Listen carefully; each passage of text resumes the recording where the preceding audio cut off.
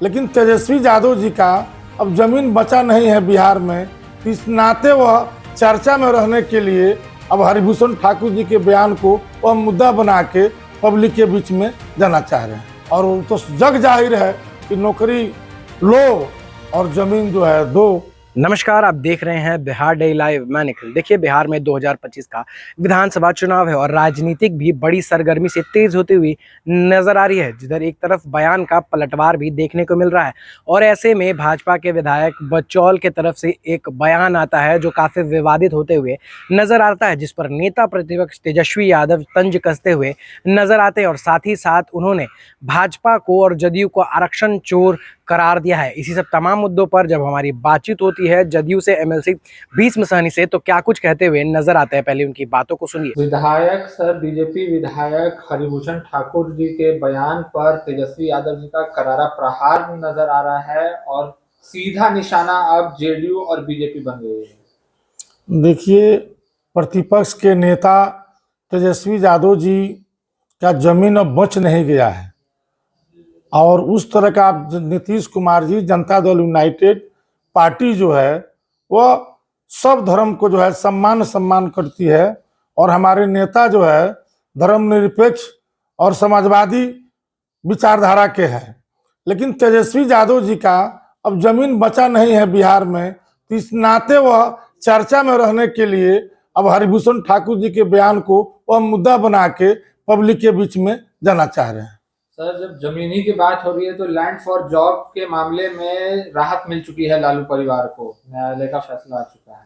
न्यायालय के फैसला आ चुका है, लेकिन पूरे बिहार की जनता और देश जानता है कि नौकरी के बदले में जमीन लेने का काम हुआ और जो आरक्षण की बात उनके द्वारा किया जाता है तो सर्वप्रथम आरक्षण उनके घर में ही जो है समाहित हो जाता है, वह पूरे बिहार को नहीं मिलता है। जनता को दिखाने के लिए आरक्षण की बात करते हैं, लेकिन वो जो आरक्षण मिलता है वो उनके अपने परिवार में ही वह समाहित हो जाता है। तो जमीन वाले मैटर में जो है अभी है उस पर विचार हो रहा है और तो जग जाहिर है कि नौकरी लो और जमीन जो है दो।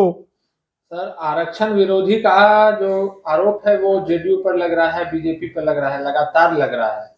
आरक्षण विरोधी जो है, आप जानिए कि जब 2005 में माननीय मुख्यमंत्री बिहार के सत्ता पे काबिज हुए तो 2006 में जो है त्रिस्तरीय पंचायत चुनाव में अति पिछड़ा दलित, महादलित ये सब का आरक्षण देकर मुखिया, बीडीसी, जिला परिषद बनाने का, प्रमुख बनाने का जो है काम किया, तो वो माननीय नेता नीतीश कुमार ने ही किया, एनडीए के सरकार ने ही किया।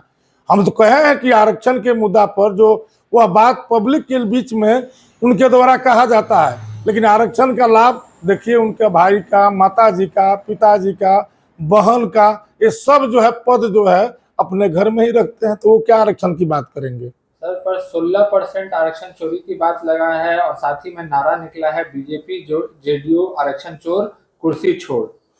देखिए, उनका उस लोग हम कहें उनकी जमीन उनका खत्म हो चुका है और जो 65% जो है आरक्षण जो है जातीय गणना के बाद माननीय मुख्यमंत्री नीतीश कुमार ने ही कराए, जिस पर अभी कोर्ट के द्वारा रोक जो लगा है तो उस पर भी जो है नीतीश कुमार जी और जनता दल यूनाइटेड लगा हुआ है कि जो आरक्षण दिया गया है वो आरक्षण लोगों को मिले। सर, आखिरी सवाल, जिस तरीके से चुनावी माहौल बदल रहा है, जनता का विश्वास जेडीयू पर कायम है कि विश्वास अब हिलता हुआ, डगमगाता हुआ नजर आ रहा है? आप देखे नहीं है कि लोकसभा का चुनाव हुआ या उपचुनाव बिहार में हुआ, बिहार की जनता नीतीश कुमार जी के नेतृत्व में विश्वास करती है और 2025 में भी नीतीश कुमार जी पर विश्वास करेगी। तो आपने सुना क्या कुछ कह रहे थे जदयू एमएलसी भीष्म सहनी। उनका कहना है कि परिवारवाद का तो सबसे बड़ा उदाहरण तेजस्वी यादव यानी लालू के परिवार में ही है। उनका कहना है कि आरक्षण का अगर आपको उदाहरण देखना है तो लालू यादव का परिवार देख लीजिए। और साथ ही साथ उनका क्या कुछ कहना था बचौल को लेकर वो भी आपने सुना।